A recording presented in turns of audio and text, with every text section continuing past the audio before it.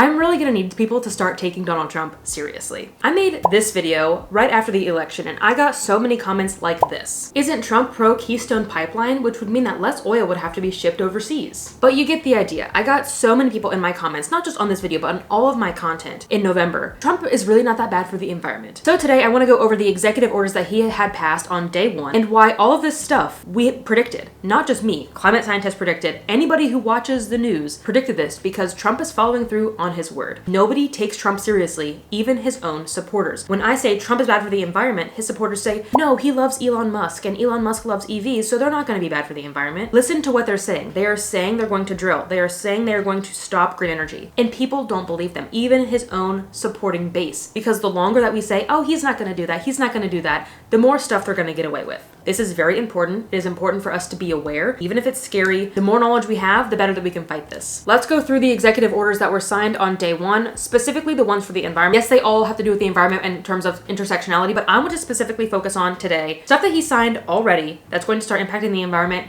immediately. Hello everyone, it's Emma and welcome back to my channel where I talk about all sorts of things zero waste, focusing on free, easy, and fun ways to live low waste. And of course, I like to sprinkle in politics here and there because politics affects us all. This is the future of the zero waste movement and we need more people to be activists in order to stop stuff like this. I'm not going to spread doomism, of course, but I do want to keep it real. So let's get into it. All right, first up we have the executive order, Putting America First in International Environmental Agreements. Section 3, Implementation. The United States Ambassador to the United Nations shall immediately submit formal written notification to the United States withdrawal from the Paris Agreement under the United Nations Framework Convention on Climate Change. Once again, we are out of the Paris Climate Accord. Trump did this in 2017. This was no surprise. I predicted this. Basically, everybody predicted this. It basically means that we no longer agree to work with other nations in hitting climate goals globally. We needed to hit those goals years ago when he first withdrew from the Paris Climate Accord. It's urgent now more than ever that we need to stop climate change, to reduce the impacts of climate change. So this is really, really devastating to see for the environment. All right, next, moving on, Section B, we're also going to be withdrawing from the United Nations Framework Convention on Climate Change. Again, it's just another international board that talks about climate change. And in Section E, the U.S. International Climate Finance Plan is revoked and rescinded immediately. Well, when I go to look at it on whitehouse.gov, the page has been removed. So the plan covers 5 areas: scaling up climate finance and enhancing its impact, mobilizing private sector finance, taking steps to end international official financing for carbon-intensive fossil fuel-based energy, making capital flows consistent with low emissions climate resilience pathways, and number 5, I can't read because the website can't be found. But you get the idea. This is essentially trying to help the world move into green energy and becoming less reliant on fossil fuels, and we are now no longer funding that at all. The same executive order, this one was funny, and this will come up again later. A big reason for stopping all of this was to promote consumer choice, which is really, really funny because if you've never seen this chart before, we don't have consumer choice. They're all owned by the same brand. You don't actually have consumer choice. So that's why I thought this was really funny. Like, what does this have to do with consumer choice? We'll get to that in a moment. All right, next, there was an executive action, not an executive order, to freeze federal hiring, as well as there was a notice sent out to all federal agencies that said anybody who is under a 1-year mark, sometimes under 2 years, are at the highest risk of being fired. Will all of these people who have been at their agencies for 1 or 2 years be fired? Hopefully not.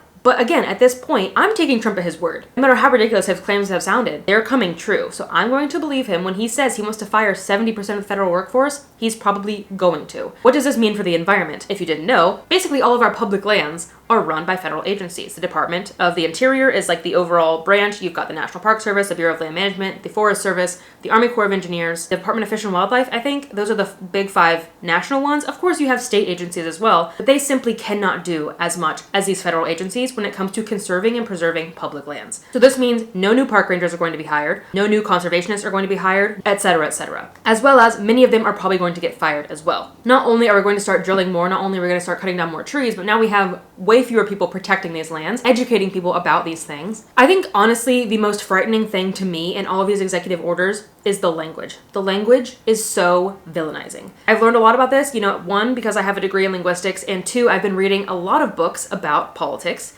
In particular, I don't know if I can say that. And I didn't come to that conclusion because some big evil media agency told me that this is fascism. I came to that conclusion on my own by reading books, by looking at history, by looking at Trump's first term, by looking at the language that they're using. Language is a big component to fascism. This is just one example that I have right here. The executive order is Unleashing American Energy. So this executive order states, in recent years, burdensome and ideologically motivated regulations have impeded the development of these resources, limited the generation of reliable and affordable electricity, reduced job creation, and inflicted high energy costs cost upon our citizens. These are all green energy myths, and you can learn more about green energy myths in this video. In the same executive order, Section A states to encourage energy exploration and production on federal lands and waters to include the outer continental shelf, which is this land area right here, in order to meet the needs of our citizens and solidify the United States as a global energy leader long into the future. I think this is going to be twofold. So basically there are already a whole lot of drilling operation leases available, but the companies have not acted on them. Or maybe the president hasn't signed into effect that they can actually start that drilling. So that's going to be part of it. And the other part is, again, going to be shrinking those public lands, shrinking our natural resources, opening them to extensive drilling, logging, mining, etc. Before all your park rangers get fired and before your public lands go away, you might as well go to your national parks while they last. We're bringing it back to consumer choice. Section E states to eliminate the electrical vehicle mandate and promote true consumer choice. This is what they mean when they say consumer choice, that consumers should have the choice between an EV and a gas-powered car. We do. There is no national EV mandate. Some states have EV mandates,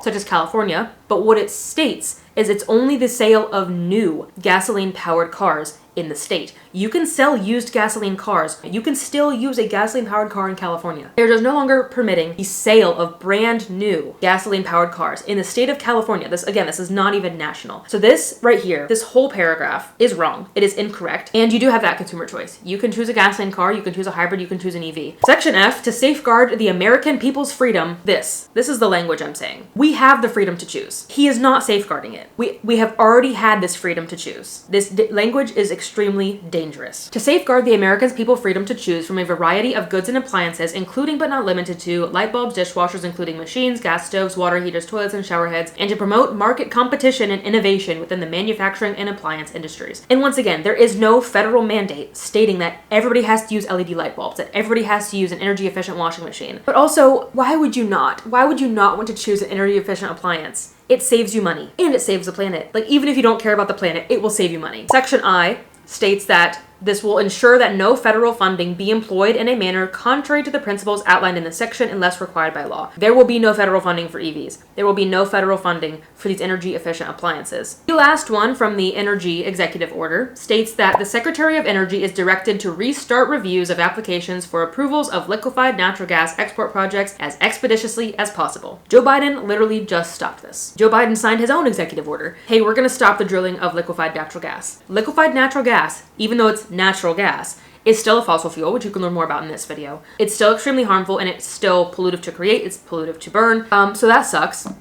All of this sucks. Moving on to our last one. Temporary withdrawal of all areas on the outer continental shelf from offshore wind leasing and review of the federal government's leasing and permitting practices. And this comes back to Trump saying some ridiculous things like the windmills are killing the birds and the windmills are disrupting the whales. And I think once he even said the windmills are causing the price of bacon to increase. I'm not even joking. Look where it's getting us. No more wind energy, but these are executive orders that he is withdrawing from. Let's get into it. There's a lot. Starting with the removal of Executive Order 14143 by Joe Biden, providing the appointment of alumni of AmeriCorps to the competitive service. AmeriCorps is one of the leading conservation agencies in the United States. They already get paid extremely poorly. They provide a lot of labor for public lands. That is now withdrawn. The presidential memorandum written on January 6, 2025 by Joe Biden, which is the withdrawal of certain areas of the United States outer continental shelf from oil or natural gas leasing. Joe Biden just did that less than 20 days ago as I'm filming this, and that is already rescinded. Executive Order 14110 on October 30th, 2023 by Joe Biden, which is the safe, secure, and trustworthy development and use of artificial intelligence. Yikes, this one is scary. So that is now rescinded. And I have a full video coming soon on the environmental impact of AI. AI is extremely impactful on the environment, and if we don't do something about it now, it's going to keep impacting the environment in terrible ways. Not only for the environment, but this also specifically states the safe, secure, and trustworthy development, which basically means that there's now no ethics when it comes to AI.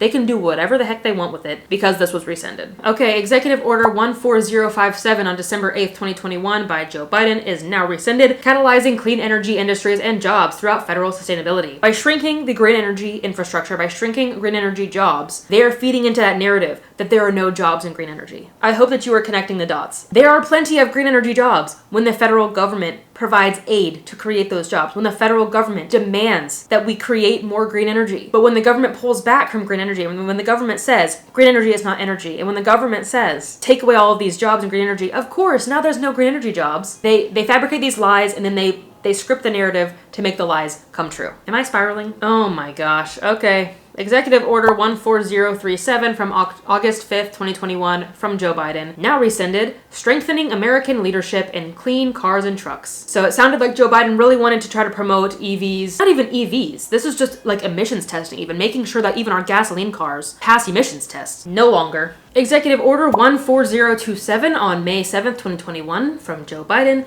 was the establishment of the Climate Change Support Office. That is rescinded. We now no longer have a Climate Change Support Office. All right, Executive Order 14019 of March 7th, 2021 from Joe Biden, now rescinded, promoting access to voting. I have no words. And now access to voting is no longer protected.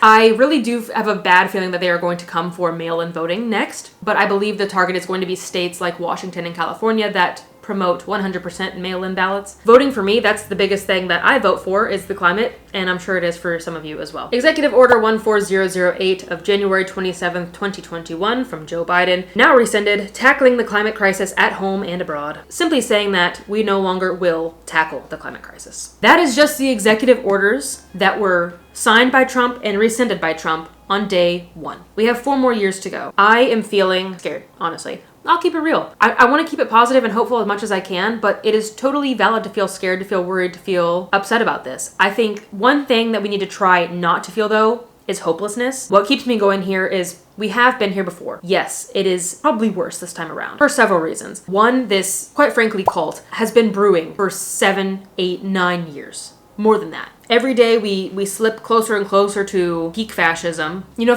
if you don't think I'm using that term correctly, I highly encourage you to read some of these books, such as How Fascism Works, How Democracies Die, On Tyranny, Surviving Autocracy, just to name a few. All of my book recommendations are on my website. And also, just check out the simple definition of fascism. Let's just check it out together, shall we? So the definition of fascism is a far-right, authoritarian, and ultranationalist political ideology and movement. Those 3 are checked. Dictatorial leader, not quite. Centralized autocracy, militarism, forcible suppression of opposition, 100%. Belief in natural social hierarchy, 1,000,000%. Subordination of individual interests for the perceived good of the nation or race, and strong regimentation of society and economy. We are definitely getting there as well. Does the United States fit that full definition right this second? No, but plenty of it is true. According to Keene State College, powerful, often exclusionary populist nationalism centered on a cult of redemptive, infallible leader who never admits mistakes. Political power derived from questioning reality, endorsing myth and rage, and promoting lies. There are 16 here. Let's see how many we can check off. We've got 2. Fixation with perceived national decline, humiliation, or victimhood. You know, it's the whole make America great again. What do you mean make America great again? America's not great already? So the perceived national decline. White replacement theory. I don't need to go into that any further. DEI employees are being fired. Immigrants are being persecuted. Immigrants are probably going to be kicked out of the country. You get the idea. Number 5, disdain for human rights while seeking purity and cleansing of those they define as part of the nation. 100% LGBTQ rights also on the line. Identification of enemies, scapegoats as a unifying cause. Imprison and or murder opposition and minority group leaders. Not quite there yet with imprisoning and or murder, but there is an identification of, quote, enemies. Once again, this time being immigrants and LGBTQ and pretty much any people of color. Anybody who's not straight white man. 7, supremacy of the military and embrace of paramilitarism in an uneasy but effective collaboration with traditional elites. Not quite. But the second part of number 7, fascists arm people and justify and glorify violence as redemptive. Look at January 6, 2021.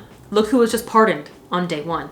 All of those rioters. I would say that does arm people and justify and glorify violence. Number 8, rampant sexism. Need I say more? Look at what happened immediately after the election. The influx of sexism after the election. Control of mass media and undermining truth. I would say that probably fits. But unfortunately, I think that's the least of our concerns right now. Obsession with national security, crime and punishment, and fostering a sense of the nation under attack. I shouldn't have to define that one. Immigrants, the border, you get the idea. Number 11, religion and government are intertwined. Number 12, corporate power is protected. Maybe I shouldn't be reading this. I'm making myself upset. Corporate power is protected and labor power is suppressed. Union busting is big right now. Look at all these billionaires. Look at all these corporate elites who are now in the Trump cabinet. 13, disdain for intellectuals and the arts not aligned with the fascist narrative. Climate scientists are being demonized. Anybody on social media who's speaking out about this is demonized. 14, rampant cryonism. I don't know what that word is. is the appointment of friends or associates to positions of authority without proper regard to their qualifications. If that does not fit word for word how Trump picked his cabinet, I don't know what does. Loyalty to the leader is paramount and often more important than competence. Number 15, fraudulent elections and the creation of a one-party state. I don't think we're quite there yet. I'll give them some leniency here on number 15. And number 16, often seeking to expand territory through armed conflict. What did Trump say a few weeks ago? Greenland, Gulf of America, Panama Canal. That's 15 out of 16. This tangent to say, I'm not using the word fascism to, blow this out of proportions. I am saying that because this is the definition. I know this is not my usual content, but look at how this government is affecting the environment. That is what we should care about. Look at how this government is affecting people's rights to vote, to be who they are, whether they are gay, trans, black, immigrant. And this all has to do with the environment in the forms of intersectionality. Human rights are climate rights. Climate justice is human justice. They are intertwined. And that is why I talk about this, and that is why this is so important. It's gonna be a long 4 years. Here's what we can do. First, take care of yourself. Now, I do not ever recommend people to fully pull away from the news. I know it is scary, and I know how exhausting it is to be empathetic with all of these issues. But it is so important to stay aware. I accidentally deleted TikTok.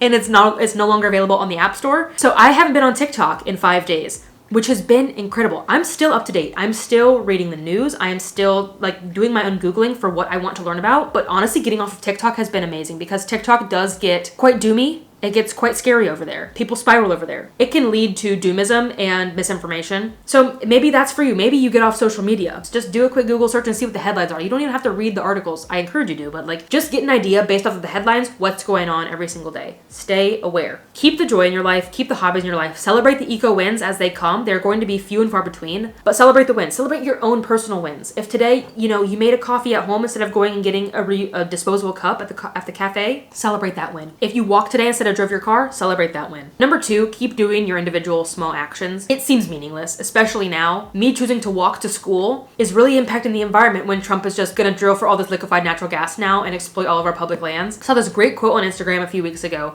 from a climate scientist that said, truly, every little tiny bit of carbon that we do not put into the atmosphere matters. So choosing those small things, choosing your reusables, choosing to ditch your car matters. Keep doing it. Number 3, have a community, whether that just be people that you talk to online, in the comment sections of my videos. Maybe you send me a DM and you want to talk to me. Maybe you're on a Facebook group, like one that I have locally here is Zero Waste Humble. Find people online or in person that you can talk to that relate to you, that understand why you're so upset about these things. Truly, it does me no good to talk to my family members who don't believe in climate change and do not care about the environment about these things. It gets me more discouraged. Don't create an echo chamber, of course. It is important to have all of these different sides and all this different nuance. Also really important that you have people who understand why you're feeling the way that you feel. So have that community. Just, the community aspect of talking to people, and then also the community aspect of people that you can get organized and take action with. Join mutual aid, do cleanups, sign petitions, go to town halls, vote, write your elected officials, call your elected officials, get involved locally. I guess that will be number 4. So important now, more than ever, to get involved locally. Our states still have so much power. Just because Trump said, nationally we're going to drill more oil, nationally we're going to get rid of these so-called EV bans, doesn't mean that your state still can't implement more EVs, so that your state can't implement more green energy, that your state can incentivize the switch to green energy, that your state can implement composting and recycling. Not even just your state. I live in a really big state, California. It's hard for me to make statewide promises when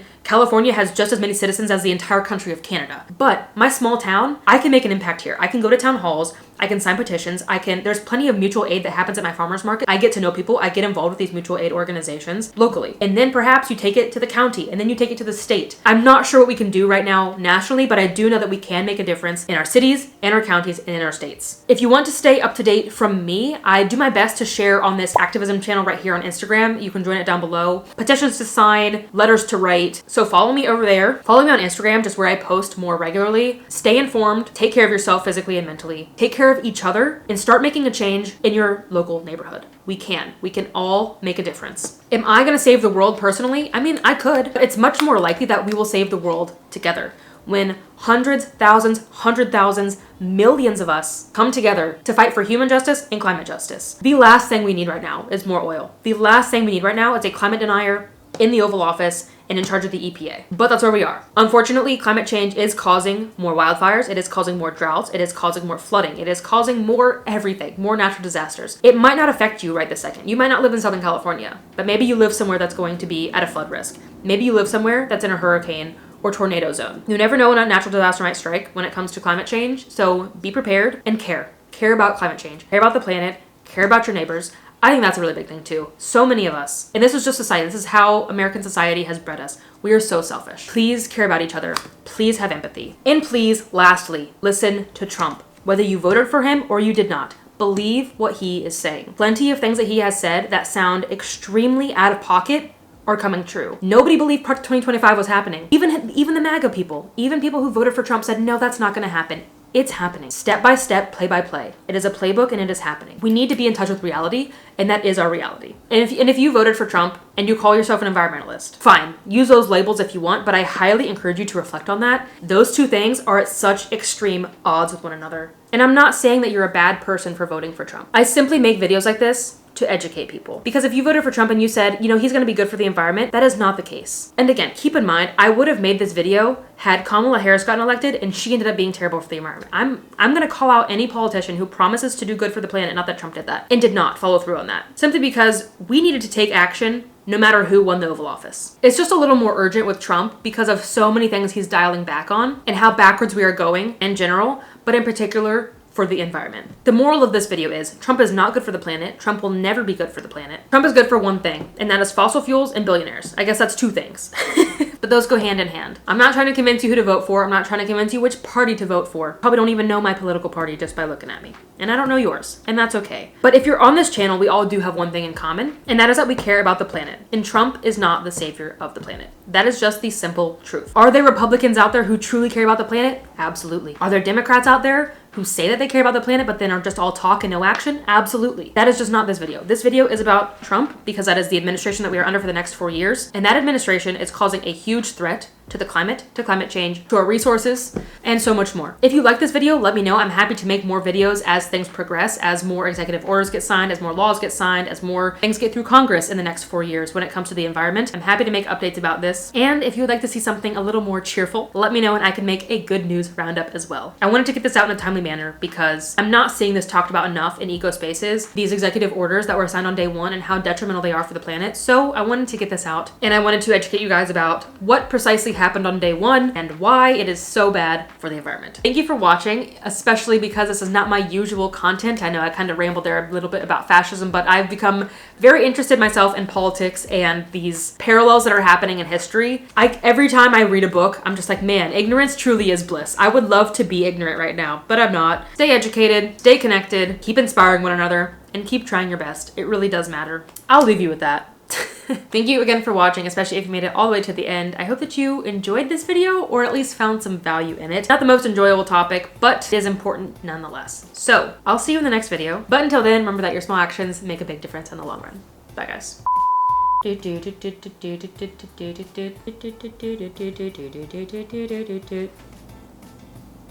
Is that what I'm looking at? What's the word I'm looking for? A new setup. Hopefully you guys like it. We're doing something a little spicy today.